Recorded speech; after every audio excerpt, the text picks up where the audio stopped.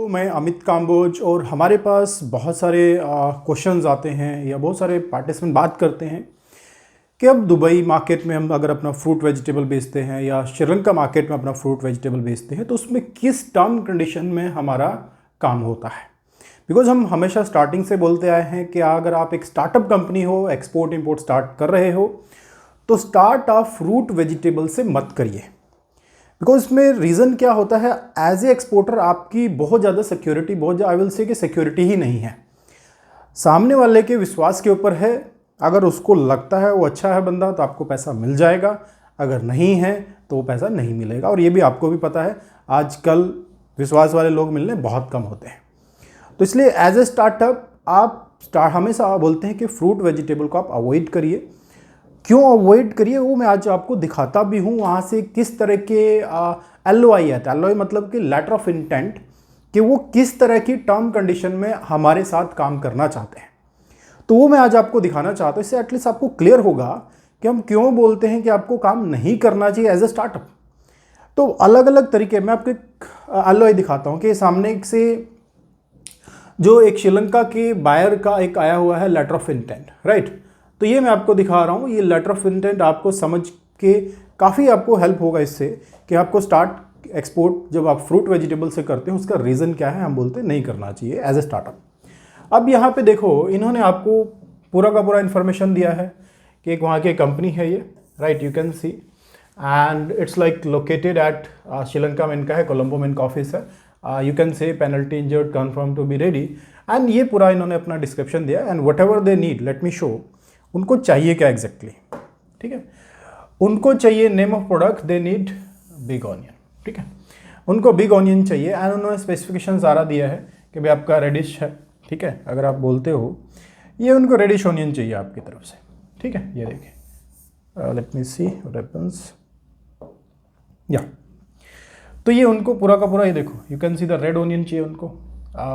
उसके बाद देन उन्होंने पूरा का पूरा डिस्क्रिप्शन दिया है, मॉइस्चर कितना होना चाहिए, लेस देन 10%, ट्रिपल लेयर, ये एक्चुअली डबल पत्ती बोलते हैं इसको, डबल पत्ती या 3 पत्ती जो बोला जाता है, क्वालिटी। एंड जनरली जो श्रीलंका में मटेरियल चलता है दैट इज़ 45 mm प्लस चलता है, राइट। मैं प्याज की बात कर रहा हूँ। तो उन्होंने जूट बैग बोला है, ये ब्रांड उन्होंने बोला like that. Term of delivery ये आपको उनके पोर्ट तक पहुँचाना है, राइट। CNF जो है आपको उनके पोर्ट तक पहुंचाना, it is as a exporter ये आपकी रिस्पॉन्सिबिलिटी है। और पहुंचाना कहाँ पे है, आपको पहुंचाना है कोलंबो पोर्ट जो श्रीलंका में है। एक कंटेनर कितना में उनको चाहिए, दे नीड 25 से 27 मीट्रिक टन उन्होंने एक कंटेनर में बोला है।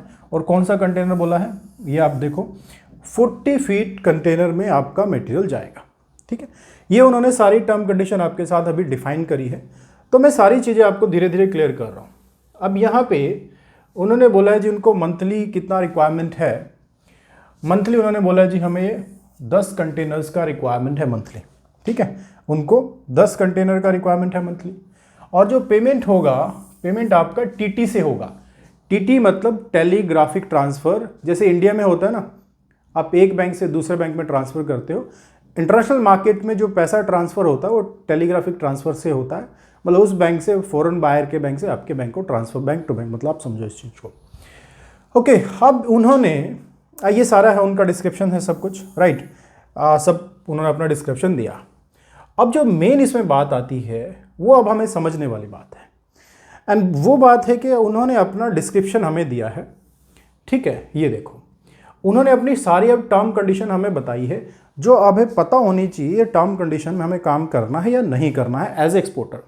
अब आप खुद समझदार हो। आप देखिए, ये लोग बोलते हैं कि भैया जो भी वहाँ की श्रीलंका की कंपनी है विल रिसीव द कंटेनर, ठीक है। ये क्या करता है, ये कंटेनर रिसीव करेगा, ओके।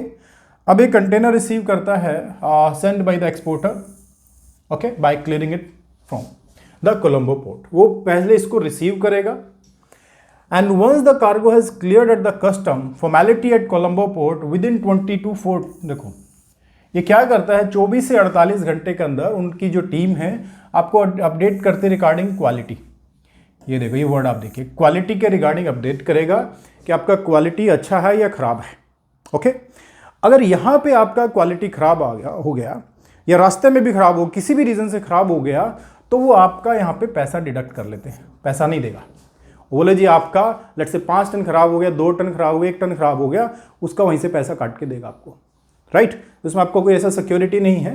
एंड देन बोलता है जी, एंड देन उसके बाद हम आपको लाइव वीडियो वहाँ से दिखाएंगे, पिक्चर दिखाएंगे, एंड देन उसके बाद उनका जो टीम है, राइट, फिर उस दिन का रेट क्या चला, देखिए ये देखिए, अब उस दिन का रेट क्या है, मतलब कि आपका जो प्रोडक्ट है इंडिया से किस रेट पे गया है उससे उनको कोई लेना देना नहीं है, वहां तक पहुंचाने का क्या खर्चा है उनको कोई लेना देना नहीं है, उनको चाहिए उस दिन का वहां पे क्या रेट है, राइट।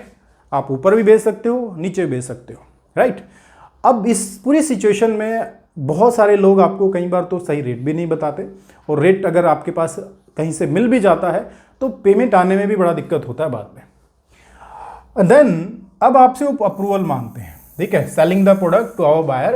वो आपको रेट देते हैं कि भाई आज का ये रेट है, इस पे बेचना है नहीं बेचना। आपको लगता है लॉस हो रहा है तो आप बोलोगे यार आज मत बेचो, राइट। अगर लॉस नहीं है, आपको लगता है प्रॉफिट में है, तो आप बोलोगे चलो ठीक है इसको बेच दो, ओके। तो आप मेल से उनको कम्युनिकेट करोगे। अब वो बोलते हैं जी हम क्या करते हैं, आप सेल करेंगे गुड्स को, जो उनके रेगुलर बायर है उनको आगे इसको सेल कर देंगे। अब भी ठीक है, कोई बात नहीं हमें। अब वो कंपनी बोलती है कि ये रिमिट करेंगे, right, the full amount as of the sales report to the exporter. आपको जो पैसा है वो दे देगा विद इन द जो भी एक डेट आप लोगों ने डिसाइड करी है परचेज ऑर्डर में, राइट। अब यहाँ पे लिखते हैं exporter will only the supply the goods as per the agreed, जो भी स्पेसिफिकेशन होगा, पैकिंग टाइम चले तो ठीक है, जो भी आपको सप्लाई करना है। अब यहाँ पे exporter shall take the responsibility, आपका रिस्पॉन्सिबिलिटी है सारा सामान का। अब द वेरी इंपॉर्टेंट पार्ट, अब इनको क्या चाहिए, दे नीड 5%। देखिए, they need 5% commission on the sales report for the product. आपका प्रोडक्ट जितने का भी बिका हो, आप प्रॉफिट में बिको, आप लॉस में बिको, उनको इससे कोई लेना देना नहीं है, उनको ये 5% प्रॉफिट अपना कमीशन चाहिए उनको, ठीक है। अब ये तो उनको आपको देना है। अब after issuing the purchase order the exporter should mindful the delivery of the fine, okay, cargo health, जो भी है कि आपको टाइमली डिलीवरी देनी है उस पर्टिकुलर जो भी आपका बायर है। अब उसको डिलीवरी के बाद यहाँ पे आप देखिए, अब जो बायर है, बायर बोलता है कि भाई will remit the payment by TT to exporter, ये बड़ा इंपॉर्टेंट पार्ट है, within 8 days working for the perishable. अगर आप पेरिशेबल आइटम भेज रहे हो तो 8 दिन में आपको पेमेंट देगा, और 15 दिन में देगा अगर आपका नॉन पेरिशेबल आइटम है, राइट। तो उसने यहाँ पे बोल दिया है। अब गाइज आप मेरे को यहाँ पे बताओ, ये जो सारा का उसने बोला मैं 8 दिन में करूँगा या 15 दिन में मैं पेमेंट करूँगा, और वो अपना क्या बोलता है जी मैं आपको 5% कमीशन लेता हूँ, ठीक है। ये 5% उसका कमीशन यहाँ पे है। तो इस पूरी सिचुएशन में एज ए एक्सपोर्टर आपका एक भी पॉइंट ऐसा नहीं है जहां पे आप सेफ हो। आपका पूरा का पूरा लायबिलिटी आपका है। उसके बाद वो बोलता है जी मैं पेमेंट आपको 8 दिन के बाद करूंगा, राइट। अगर यहाँ पे वो ना भी करे तो आप बहुत कुछ नहीं कर पाओगे, राइट, बहुत कुछ नहीं कर पाओगे। या दूसरे केस में 15 दिन बोलता है, अगर वो बोलता है जी मेरे पास अभी पेमेंट नहीं है, नहीं दे पा रहा हूं, तो फ्रैंकली स्पीकिंग आप वहां पे बहुत कुछ नहीं कर पाओगे। दूसरा, आपका प्रोडक्ट आपके रेट के हिसाब से नहीं बिकेगा, वहां पे जो रेट है उसी रेट से आपको बेचना पड़ेगा, ओके।